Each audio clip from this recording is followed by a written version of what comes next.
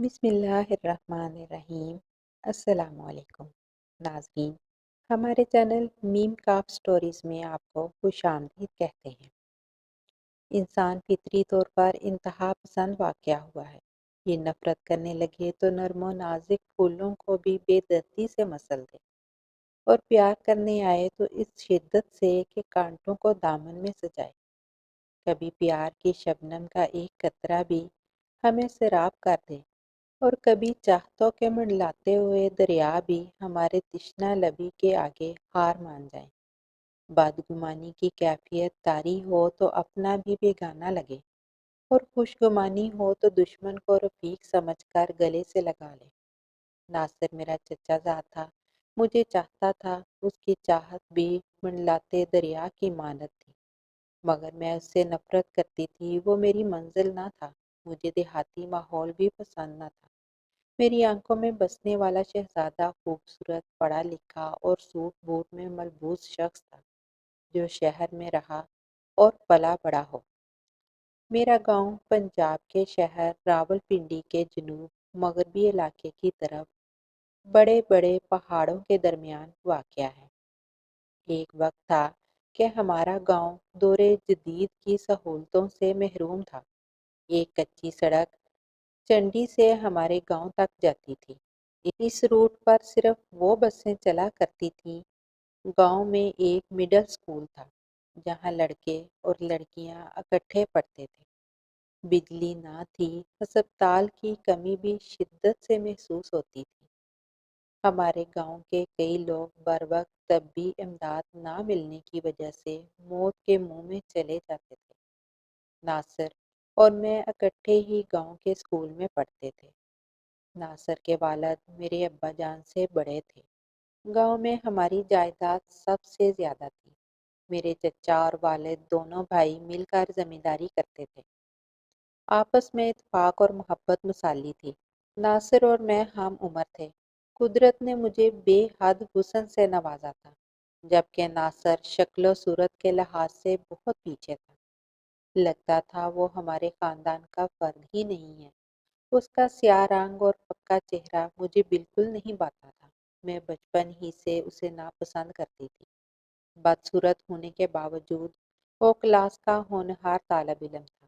اساتذہ اسے بہت چاہتے تھے، مگر میں ہر معاملے میں اسے نیچا ہی دکھانے کی کوشش کرتی تھی۔ مڈل کا امتحان ناصر نے فرسٹ ڈویژن میں پاس کیا، جبکہ میں بامشکل پاس ہوئی۔ اس کے بعد حالات نے اجازت نہ دی تو ناصر نے تعلیمی سلسلہ ختم کر کے زمینداری میں باپ اور چچا کا ہاتھ بٹانا شروع کر دیا، جبکہ میں گھر کی ہو کر رہ گئی۔ کچھ عرصے بعد جب مجھے علم ہوا کہ میری اور ناصر کی نسبت بچپن میں ہی طے ہو گئی تھی، تو میں تڑپ اٹھی۔ میں کسی صورت بھی ناصر کی ہمسفر نہیں بننا چاہتی تھی، مگر اب انکار کرنا بھی میرے اختیار میں نہ تھا۔ پھر بھی میں نے اپنی ماں کو بتا دیا کہ میں ناصر کو ناپسند کرتی ہوں، اس لیے میں اس سے شادی نہیں کروں گی۔ ماں نے میری بات سنی تو پریشان کن لہجے میں بولی، سلمیٰ بیٹی، ناصر جیسا بھی ہے، تمہیں اس سے شادی کرنی ہی ہوگی۔ تم دونوں کی نسبت بچپن میں ہی طے پا گئی تھی۔ ہمارے خاندان کی یہ ریت رہی ہے کہ جو رشتہ ایک بار طے ہو جائے وہ ٹوٹا نہیں کرتا۔ اس لیے تم سب کچھ بھول جاؤ اور ناصر کے سوا کسی کے بارے میں نہ سوچو۔ مجبوراً مجھے خاموش ہو جانا پڑا، لیکن میں نے یہ عہد کر رکھا تھا کہ کچھ بھی ہو جائے میں ناصر سے شادی نہیں کروں گی، خواہ اس کے لیے میری جان ہی نہ چلی جائے۔ ناصر ہمارے گھر آتا رہتا تھا، مگر میں اس سے بات کرنا بھی گوارا نہ کرتی تھی۔ مجھے اس کی شکل سے بھی نفرت تھی۔ ناصر بھی بخوبی جانتا تھا کہ میں اسے ناپسند کرتی ہوں، مگر اس کے باوجود میں نے اس کی آنکھوں میں اپنے لیے محبت کے دیپ جلتے دیکھے تھے۔ گاؤں کے لوگ ناصر کے کردار کی بہت تعریفیں کرتے تھے۔ وہ گاؤں کے لوگوں کے دکھ درد میں شریک ہوتا اور غریبوں کی بے لوث مدد کرتا تھا۔ میں کسی زبان سے اس کی تعریف سنتی تو میرے اندر ایک آگ سی لگ جاتی۔ میں جی بھر کر اس کی برائی کرتی اور دل کی بھڑاس نکال لیتی۔ یہ میری دعاؤں کا اثر تھا کہ قدرت کا کرشمہ کہ ایک روز میرے ابا جان اور تایا جان میں کسی بات پر اختلاف ہو گیا۔ بات لڑائی جھگڑے تک جا پہنچی۔ وہ جو کبھی ایک جان تھے ایک دوسرے کے دشمن بن گئے۔ میں جانتی تھی کہ زیادتی میرے ابا جان کی ہے، مگر وہ پھر بھی کسی صورت ہار ماننے کو تیار نہ تھے۔ میرے لیے تو یہ جھگڑا زندگی کی نوید بن چکا تھا۔ میں امی اور ابا کے ساتھ تھی۔ گاؤں کے لوگوں نے بجائے صلح کرانے کے اس ناراضگی کو اور بھی ہوا دی اور لگائی بجائی کر کے اس مسئلے کو اور الجھا دیا۔ دونوں بھائی ایک دوسرے کے جانی دشمن بن گئے۔ تمام جائیداد کا بٹوارا ہو گیا۔ میری اور ناصر کی منگنی بھی توڑ دی گئی۔ میرے من میں گھنٹیاں سی بج اٹھی۔ میں نے سجدہ شکر ادا کیا کہ میرے من کی مراد پوری ہو گئی تھی۔ ایک روز ناصر اچانک ہمارے گھر آ گیا اور میرے ابا جان سے کہنے لگا، چچا جان، آپ چھوٹے ہیں، غلطی اور زیادتی بھی آپ کی ہے، اس لیے بڑے بھائی سے معافی مانگے اور خاندان کی عزت کو زمانے والوں کے سامنے تماشا نہ بننے دیں۔ میں نے اور ابا جان نے ناصر کی اس جرت پر اس کی خوب خبر لی، اسے کھری کھری سنا کر بھیج دیا اور یہ بھی کہہ دیا کہ آج کے بعد وہ ہماری حویلی میں قدم نہ رکھے۔ یوں ہی 4 سال بیت گئے۔ ہم ایک ہو کر بھی ایک دوسرے کے لیے اجنبی بن گئے۔ ابا جان نے میری خواہش کی تکمیل کر دی۔ ہمارے دور کے رشتہ دار عرصہ سے لاہور میں مقیم تھے۔ میری شادی ان لوگوں میں کر دی گئی۔ شہزاد بہت ہی خوبصورت اور اسمارٹ تھا۔ وہ میرا آئیڈیل تھا۔ لاہور میں کسی سرکاری ادارے میں ملازمت کرتا تھا۔ میں شادی کے بعد لاہور چلی گئی اور شہزاد کے ہمراہ ایک پرسکون زندگی گزارنے لگی۔ ناصر کو میں ایک خواب سمجھ کر بھول گئی۔ میں گاؤں میں کم ہی جاتی تھی۔ میں نے سنا تھا کہ ناصر نے عمر بھر شادی نہ کرنے کا عہد کر لیا ہے۔ مجھے بھلا اس سے کیا غرض تھی؟ میری طرف سے وہ جہنم میں چلا جائے، میں تو اس کا نام سننا بھی گوارا نہ کرتی تھی۔ اسی لیے میں کم ہی جاتی تھی۔ اگر جاتی تو بھی ایک دن اور رات رہ کر لاہور آ جاتی۔ شہری زندگی مجھے راس آ گئی تھی۔ سردیوں کے دن تھے، عید کی آمد تھی۔ ابا جان کا اصرار تھا کہ اس مرتبہ میں اور شہزاد عید ان کے ہمراہ گاؤں میں منائیں۔ ہم جب راولپنڈی کے بس سٹاپ پر پہنچے تو ہمارے گاؤں جانے والی آخری بس سٹینڈ پر کھڑی تھی۔ شام ڈلنے والی تھی، موسم بھی ابر آلود تھا، بارش کا قوی امکان تھا، بس خالی ہی تھی۔ میں اور شہزاد فرنٹ سیٹ پر بیٹھ گئے۔ آہستہ آہستہ مسافر آتے گئے۔ بس جب چلی تو اس میں دل دھرنے کو بھی جگہ نہ تھی۔ بس میں مسافروں میں واحد عورت تھی۔ کئی لوگ بس کے اندر کھڑے تھے اور کئی چھت پر بیٹھے تھے۔ بس آہستہ آہستہ چلتی ہوئی شہری حدود سے باہر نکلی اور گاؤں جانے والی کچی سڑک پر آ گئی۔ اس سڑک پر روشنی کا کوئی انتظام نہ تھا، کیونکہ اس دور میں اس علاقے میں بجلی ہی نہ تھی۔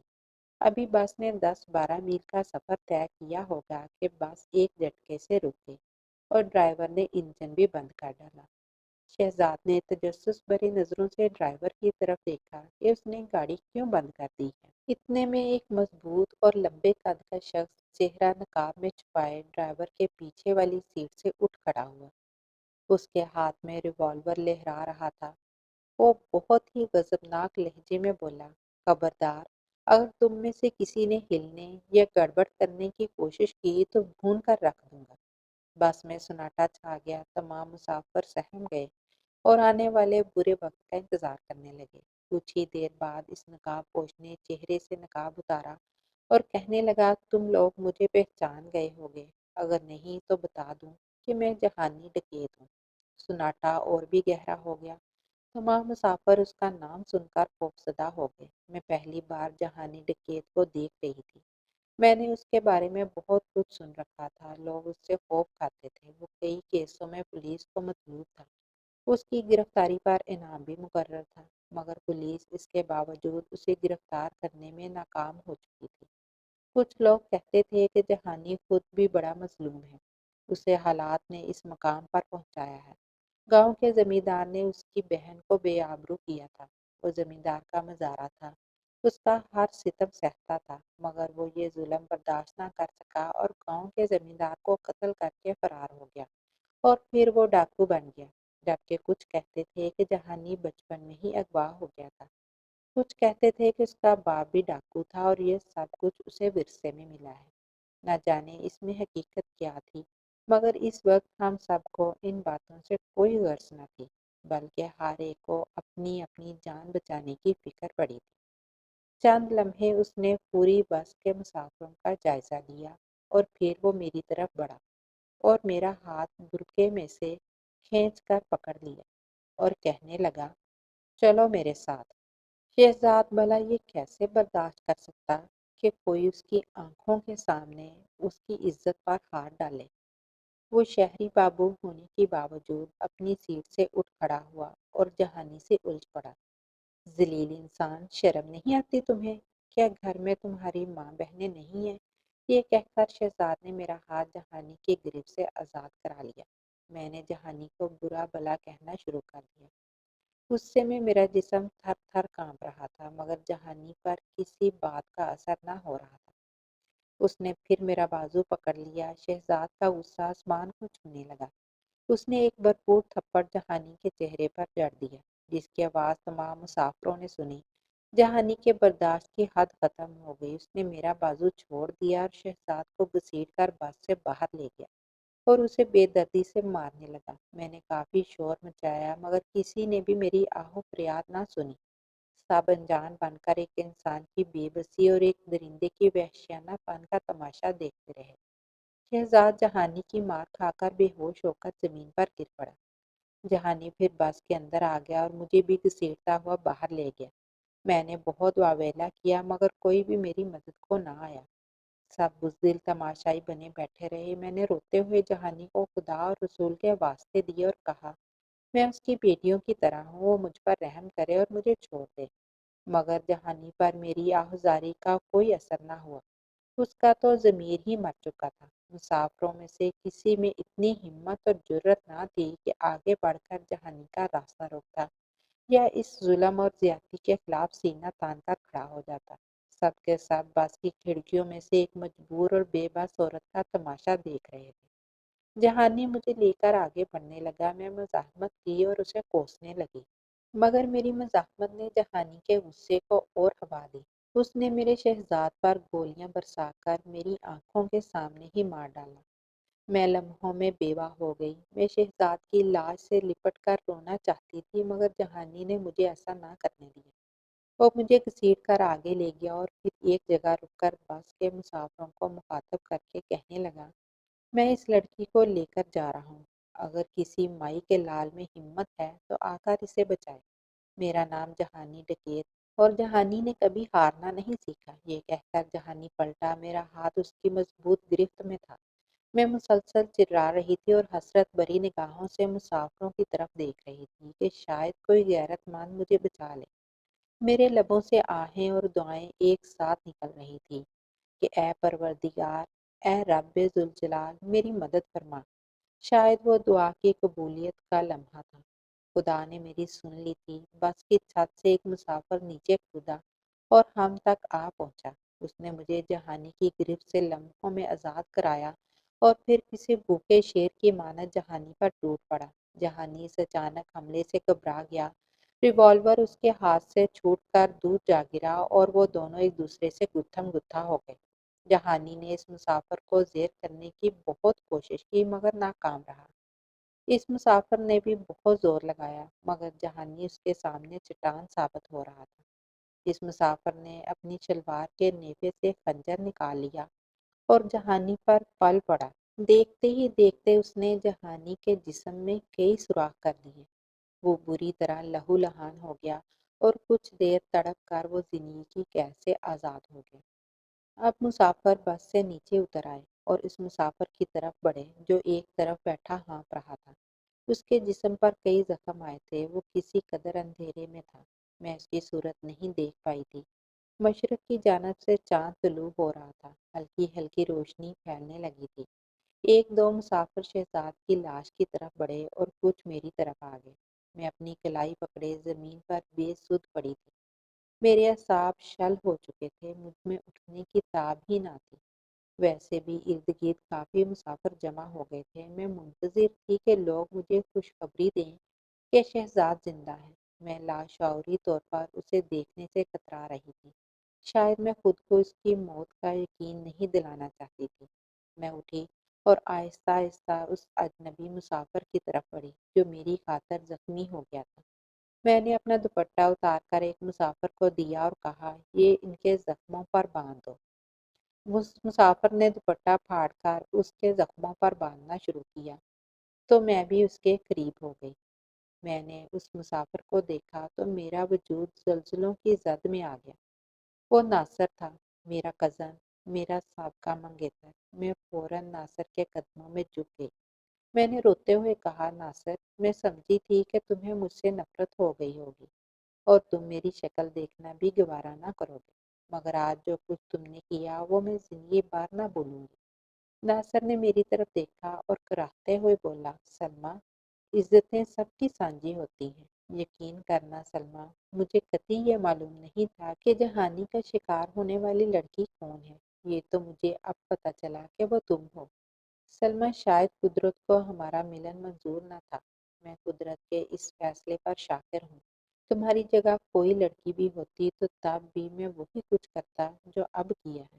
مجھے اس بات کا افسوس ہے کہ میں تمہارے خاوند کو نہیں بچا سکا۔ شاید تمہاری قسمت میں یہی لکھا تھا۔ یہ کہہ کر ناصر نے میرے سر پر ہاتھ رکھ دیا۔ میری آنکھوں سے تشکر کے آنسو بہہ نکلے۔ وہ میرا ہاتھ پکڑ کر شہزاد کے پاس لے آئے اور تب میں وہ خوفناک منظر دیکھنے پر مجبور ہو گئی جس سے میں آنکھیں چرا رہی تھی۔ شہزاد لہو لہان تھے اور ان کی ویران آنکھوں میں جیسے تشکر بھرا ہوا تھا۔ مجھے یوں لگا جیسے وہ ناصر کے شکر گزار ہوں کہ اس نے ان کی عزت لٹنے سے بچا لی۔ مجھے رہ رہ کر اپنی سوچ پر افسوس ہو رہا تھا کہ میں زندگی بھر ناصر کی بدصورتی کی وجہ سے اس سے نفرت کرتی رہی۔ میں نے اس کے کردار کی خوبصورتی پر توجہ نہ دی۔ آج مجھے پتہ چلا تھا کہ گاؤں کے سبھی لوگ اس کی تعریفیں کیوں کرتے رہتے تھے۔ وہ واقعی تعریف کے قابل تھا۔ ناصر پر مقدمہ چلا مگر جلد ہی اسے نہ صرف بری کر دیا گیا بلکہ تعریفی اسناد اور انعام سے بھی نوازا گیا۔ جب ان حالات کا علم میرے والدین کو ہوا تو ان کے سر بھی ناصر کی عظمت کے سامنے جھک گئے۔ میرے ابا جان نے ناصر کے والد سے معافی مانگ لی۔ برسوں بعد بھائیوں میں خود بخود صلح ہو گئی۔ کچھ عرصہ بعد میرے والدین نے خود چاہا کہ میری اور ناصر کی شادی کر دی جائے۔ جب مجھے اور ناصر کو والدین کے فیصلے کا علم ہوا تو ہم دونوں نے ان کا یہ فیصلہ ماننے سے انکار کر دیا، اس لیے کہ میں ناصر کو بھائی بنا چکی تھی۔ میں اس فخر میں رہنا چاہتی تھی کہ میں ایک غیرت مند بھائی کی بہن ہوں، میرا کوئی بھائی جو نہیں تھا۔ ناظرین، اگر آپ کو ہماری آج کی کہانی پسند آئی تو ہمارے چینل میم کاف سٹوریز کو سبسکرائب کر دیجیے۔ ملتے ہیں ایک نئی کہانی کے ساتھ، تب تک کے لیے اجازت دیجیے۔ اللہ حافظ۔